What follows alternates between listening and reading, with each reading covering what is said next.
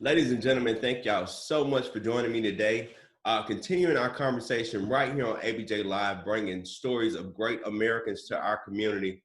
With me today, I have the one and only comedian, Rodney Perry. How you doing today, sir? What's up, KP? How you feeling, baby? I'm doing good, man. I see all this. I'm sorry, I give everybody a nickname. I'm sorry. No, man, that's quite all right. They've been calling me KP my entire life. Oh, word. You look like a KP. Like, what's up, KP? Yeah. Now you have had just major success. You just now finishing up on-demand pay-per-view. How did that go for you? I mean, it was really cool, man. I mean, we're in a time of uncertainty, and I connected with the folks over at XOD, and I realized that people had kind of watched all of the Netflix and all of the Amazon, and they were kind of looking for some other options. So when I took this comedy date, and I'm also going to a comedy club for less money than I normally would have took because of the smaller crowd. So I was like, how do I maximize the audience? And my conversations with Mr. Chestnut and the guys over at XOD made sense. This is a great moment to kind of try this out.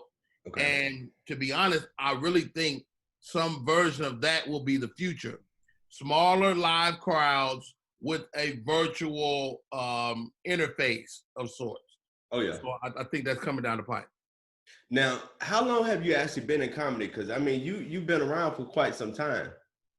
I mean, I was a young man and now I'm an old man. So You're an old man yet. Man, I mean, to be honest, Kevin, man, my first time on stage was probably 30 years ago. Okay. And I think you have two starts. You have the first time you walk on stage, and then you have the moment you become serious. Okay. And I became super serious in 1998. So that's roughly about 22 years. Now, what actually got you into comedy? I was always aware of stand-up comedy. And my mother and my father would have people over and they would listen to party records. Okay. Miles Mabley, Red Fox, Richard Pryor. And my bedroom was right off the living room. So I would lay on the floor and listen to it. We'd crack it up. And so I knew what comedy was, but it was, when I saw Eddie Murphy on Saturday Night Live, that changed my life because it gave me a real deal picture of like, that's it. That's what I want to be. And, it took many years after that to find it as a profession, but I knew at a very young age that I would be a comedian. And I even had a teacher in second grade that would let me tell jokes at the end of the day if I shut up. Really? Oh, absolutely. Wow. Now, who would you actually say is one of your major influences? I hear, Richard Pryor, Red Fox, Eddie Murphy back in the raw days. I don't know about now, but back in the raw days, he was something else. Oh, he's still the funniest man in the room. My influence is definitely, I'm a Chicagoan, so people like Bernie Mac, people like Robin Harris are heavy influence. Of course, Eddie Murphy, and then there's the people you never heard of. There's, my OG John Austin that every young comic has somebody that ushers you in and mentors you, or the guy Tony Royster that when I walked off the stage, he was like, Rodney, what's all that stuff in your pocket? And I'm like, what? He's like, you on stage with you? It's too distracting. Take that mess out there. And to this day, I don't walk on stage with nothing in my pocket. Wow. And so there's so many people that influence you along the way, and some are famous and some are not. Now, you are not just a comedian. You are also a pretty accomplished actor at this point, aren't you? I mean, this is what I realized really early in my career. Like all the comedians that were actively working, that were getting booked, they all were actors too. Okay. And so I understand a couple of things, especially about people that look like me and wear this uniform, is that we need to see you on stuff before we pay our money. Okay. It's just a fact. So Black people do not, like, sometimes our white counterparts, they'll go, hey, I read about this guy on Yelp and I'm going to see him. Black people do not do that. They're like, I'm going to see my guy. That's my friend. That's so they have to have a connection with you before they spend their money. And so I began to study and I began to take acting courses. I studied with Tasha Smith in her acting workshop for several years, and it prepared me to be able to be on the set. Now, it seems like the Tyler Perry movies have really boosted you out there. I mean, it's kind of countless ones at this point. What was it like working with Tyler Perry and working on some of his productions? Well, I only did one of his movies, and I did some episodes of some of his TV shows. Okay. I mean, the guy is real deal the hardest working dude I've ever been around. I mean, I worked on a movie called Medea's Big Happy Family, and to watch this guy acting in several roles, producing, making decisions as a producer, directing, so making scene-to-scene decisions, it was pretty impressive. And one day we were shooting, he had us all come by his home, and his house was beautiful, it was immaculate, and I got a chance to talk to him one-on-one. I was like, dude, did you see this?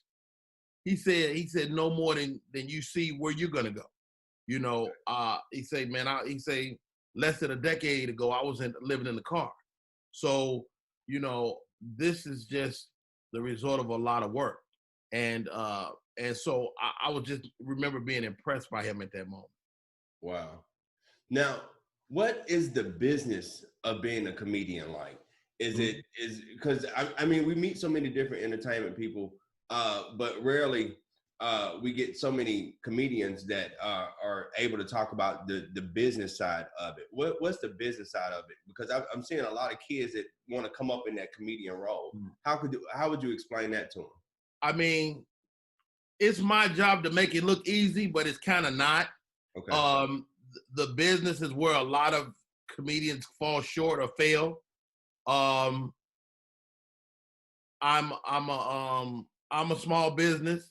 I'm both an employee and the product, right? Okay. So you know, I have an EIN, I have a you know, a business number, I'm an S corp, and I had to learn all that stuff real time. Okay. So again, you look at your peers and you go, okay, like, how do you manage your money? Well, I manage my money.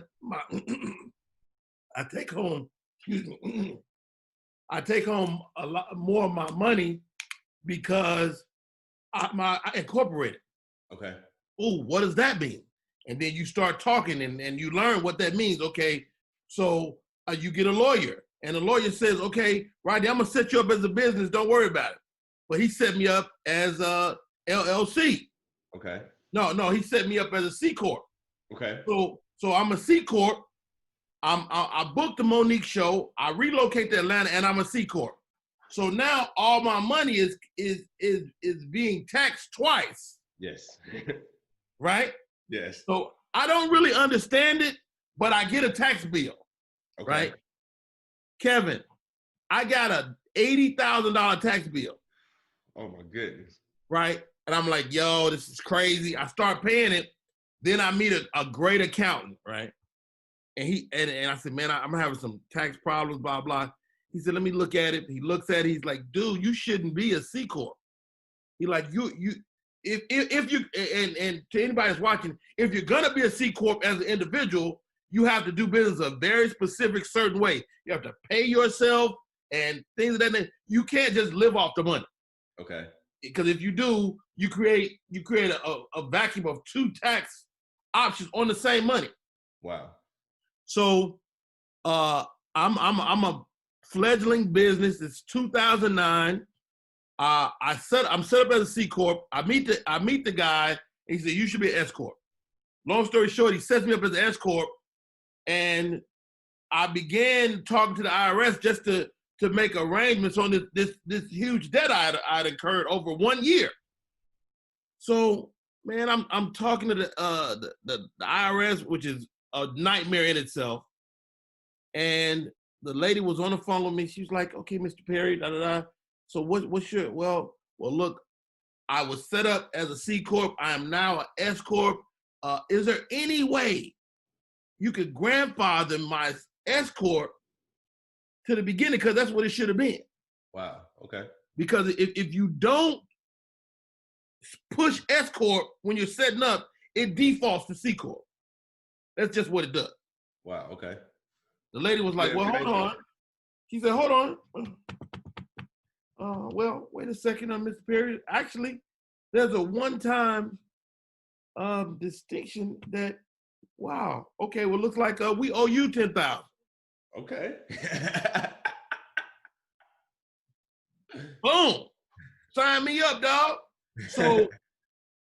So I had to learn that real time. I got blessed with the ability to figure it out.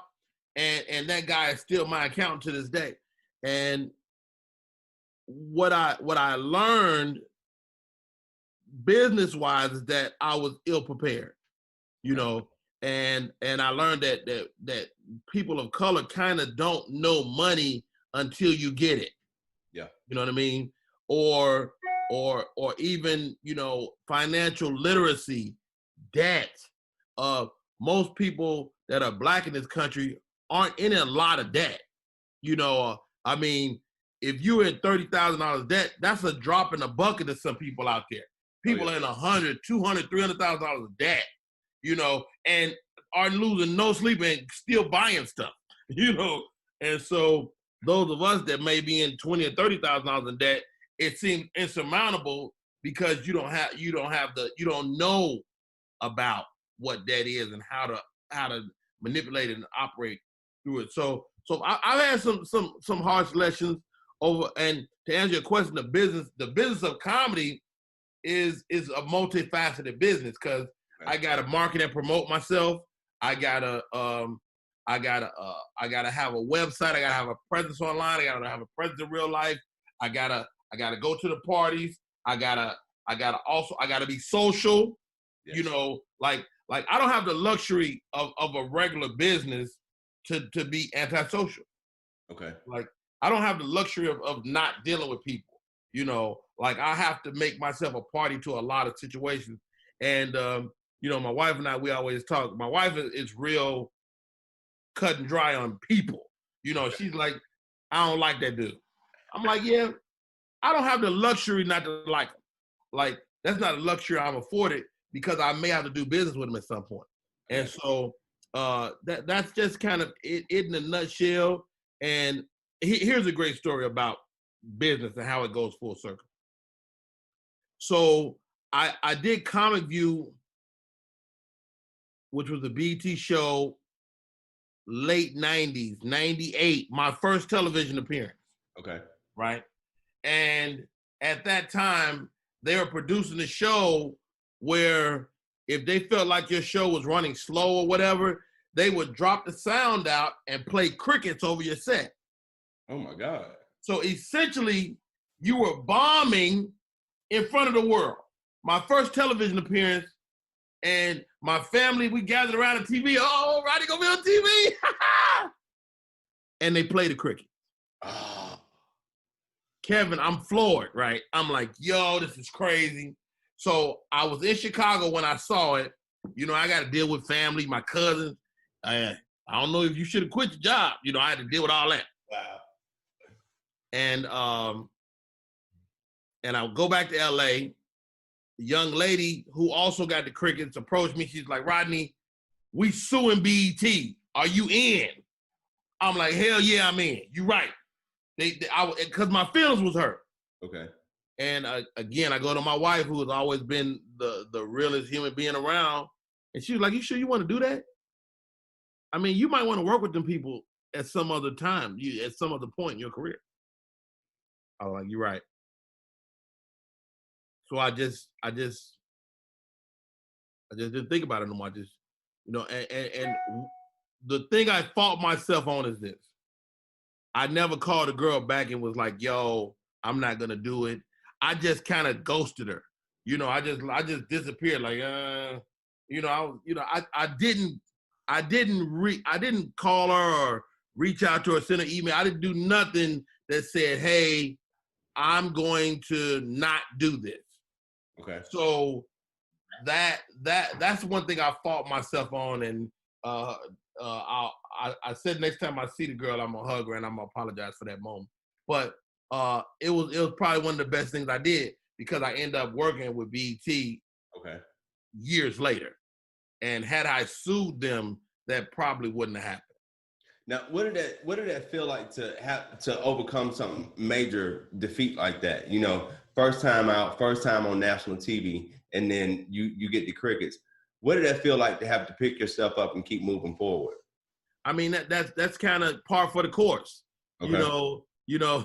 This it is. That's what it is. You'll get 1,000 no's before you get the one yes to change your life. And so I'm kind of built for that, and I live in a happy place. So there's always been a sense of, okay, now what? And for me personally, whenever I'm at a loss, it's time to get busy. Okay. You know what I mean? And I think that's true of whatever your profession is.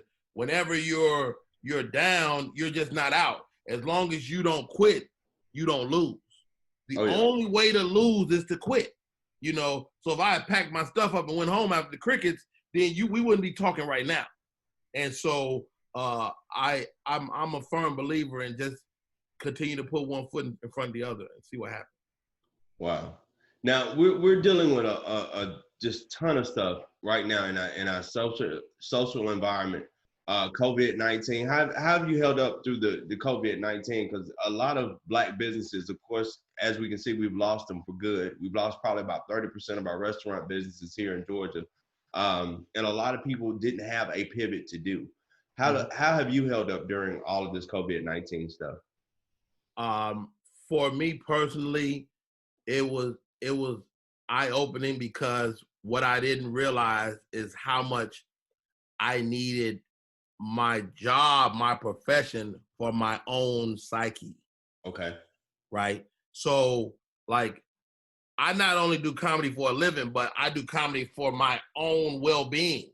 Okay. And so now I'm in the midst of a pandemic, and I can't do comedy for the first time in my career. So I'm 90 days without stand-up, right? And so it forced me, again, when in doubt, get kinetic, start working, get busy. It forced me to create. So I go into this space. I'm teaching my improv workshop, via Zoom. I'm doing open mic on my Instagram page. Wow. Okay. I'm doing different virtual shows. I did a group of Deltas for 60 Deltas, where I did a show like this, like we're talking now. I did probably 8 or 9 different shows during the pandemic. And so it was and for those of us that's old school, it forced me to kind of really learn and focus on social media and building my presence in social, So I create the Uncle Rodney brand. It allows me to still be a grown man, but to exist in the social world. Okay. And so, again, Kevin, when in doubt, create. When in doubt, work. When in doubt, get busy. When in doubt, make yourself kinetic. And the more you can be kinetic, the more people look your way. That's powerful, man. Now, what's next? Number one, do you come out of this better off, or do you come out of this kind of the same or worse? Well, I think there's opportunity to be better off for a lot of us. It's like the stock market. When things are lowest, is almost the best opportunity, because everything that goes down must go up. Oh, yeah. And so I'm really excited about the future. I'm excited about, okay, you used to think about like digital, like the digital landscape has created a window where Black people of color can create at a high level for way less money. 30 years ago, you could not make a movie for less than $10 million. Now you can make a movie for $30,000 and it looked just as good. Okay. Right. That's a huge, right? And people that look like us were not in the business of distribution because you needed physical copies to go around. Not anymore. Digital copies go out to the world now. Now we've eliminated the distribution people, right? And so now we're in that business. So this is a great time because all these businesses that we were historically out of, we can get in now. You create now. If you got a typewriter, a computer, you can write, you can produce, you can do. I can take my iPhone 11, and make a movie. Oh yeah, for real deal, and it'd be good as anything else out there. And so there is no limit on creativity. There is no limit on these moments, and specifically for me, I'm creating. I mean. A year ago, I wrote a book, so I wrote the book and now I'm creating an audio book, that I'm doing myself. So I'm gonna add the audio book and I'm going to re-release that. So this product has another life, right? So that's the thing. It's always taking the stuff you've already done and recreating that. And so being in entertainment affords me an opportunity to touch a lot of different businesses.